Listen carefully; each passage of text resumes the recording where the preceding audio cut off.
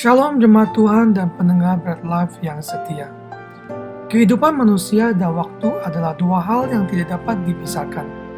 Setiap manusia mempunyai waktu yang sama dalam hidupnya, yaitu 24 jam sehari. Waktu sangat berharga untuk disia-siakan karena yang pertama, waktu bersifat relatif. Waktu dapat terasa cepat dan lambat sesuai dengan kondisi yang kita alami. Jika kita melewati waktu dengan hal yang tidak kita sukai, maka waktu akan terasa begitu lambat.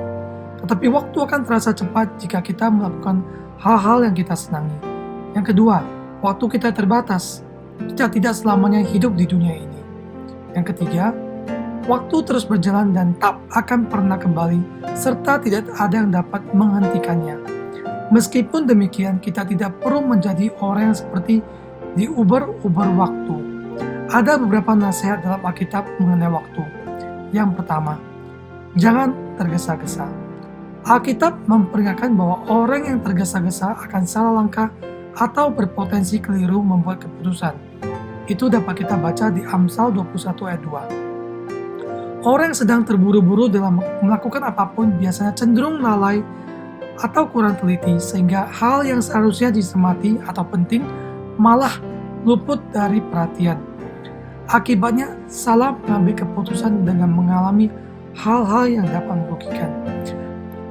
Maka dari itu, jika sampai hari ini kita masih sering tergesa-gesa, belajar untuk mulai berubah. Aturlah waktu dengan lebih baik sehingga kita tak harus buru-buru dalam melakukan segala sesuatu.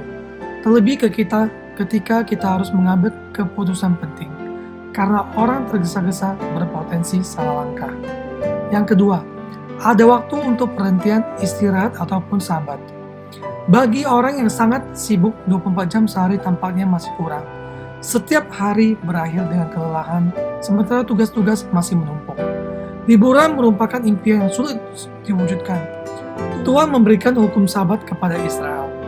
Itu dapat kita baca di Imamat 23 ayat ketiga, agar mereka belajar mengenai keseimbangan hidup. Ada saat bekerja dan ada saat istirahat. Melalui kesempatan di perhentian atau sabat, kita diingatkan untuk mengucap syukur dan menyadari kebergantungan kita kepada Allah yang ditinggikan segala bangsa. Itu dapat kita baca di Mazmur 46 ayat ke-10. Banyak orang mengalami kelelahan bukan hanya jasmani, tetapi juga rohani karena mengabaikan prinsip keseimbangan hidup. Sesungguhnya manusia bukan hanya perlu bekerja tetapi juga butuh istirahat. Selain itu, pada saat istirahat kita dapat memeriksa hidup dan menyadari kebergantungan kita kepada Allah. Pencapaian kita tak bermakna apa-apa di luar Tuhan. Kita membutuhkan sahabat agar kita menjadi bijak.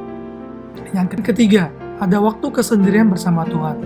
Mengapa Tuhan Yesus perlu pergi menyendiri ke tempat sunyi ketika ia berdoa? Itu dapat kita baca di Markus 1 ayat 35. Bukankah kesunyian itu menakutkan? Karena kesunyian itu identik dengan kesendirian. Kesunyian itu berarti tanpa kawan, tanpa kehadiran, yang ada hanyalah kesendirian. Di tengah kesibukan dan keterbatasan waktu yang tersedia untuk kita, maka kesendirian adalah kesempatan bagi jiwa kita untuk bertemu dengan Tuhan. Kesendirian dapat menjadi momen untuk mendengar suara Tuhan. Itulah mengapa Tuhan Yesus memberi teladan, yaitu berdoa dalam kesendirian dan kesunyian. Kesendirian menjadi sarana yang memungkinkan kita mengalami perjumpaan dengan Allah. Dalam kesendirian, ada kasih Tuhan yang menunggu setiap jiwa yang mau datang kepadanya. Dan Tuhan Yesus akan memberikan kelegaan kepada mereka yang letih lesu dan berbeban berat. Itu dapat kita baca di Matius 11 ayat yang ke-28. Jemaat Tuhan dan pendengar Bread Life yang setia, seperti sebuah pujian berbunyi, hidup ini adalah kesempatan. Hidup ini untuk melayani Tuhan. Jangan sia-siakan waktu yang Tuhan beri. Hidup ini harus menjadi berkat. Selamat menikmati waktu yang Tuhan beri dan menjadi berkat. Salam sehat rohani dan sehat jasmani. Tuhan Yesus memberkati. Amin.